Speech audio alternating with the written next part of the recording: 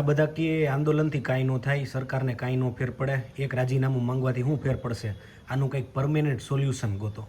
હવે એલાભાઈ, તમે ક્યારેય કોઈ દિવસ આવેદન આપવા કે રજૂઆત કરવા ગયા છો? ક્યારેક જાયજો તો ખરા. જાહો તો ખબર પડશે કે ત્યારે તમારું કોઈ સાંભળે નહીં, કેટલી વાર બિહાડી રાખે અને આઈએ આ કરી નાખે અને એમને તમને પાછા મોકલી દે. એટલે જનતાને ભેગું થવું પડે, જાગૃત થઈને સરકારના ઘર સુધી પહોંચવું પડે, તો જ તમારો અવાજ સાંભળે.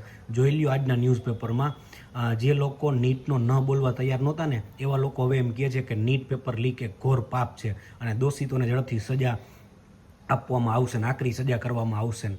એટલે જનતાને ભેગું થવું પડે સરકારના કાન સુધી અવાજ પહોંચાડવા માટે. અને આ જ એક રીત હોય પરમેનન્ટ સોલ્યુશન, આન તેન બધી વાતું થાય, બરોબર છે.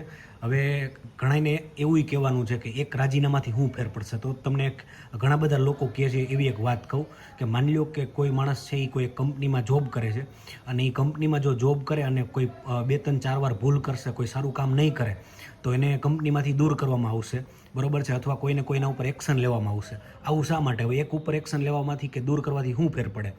તો આના કારણે બાકીના લોકો છે ને સતર્ક થઈ જાય અને પોતાનું કામ પ્રોપર કરે.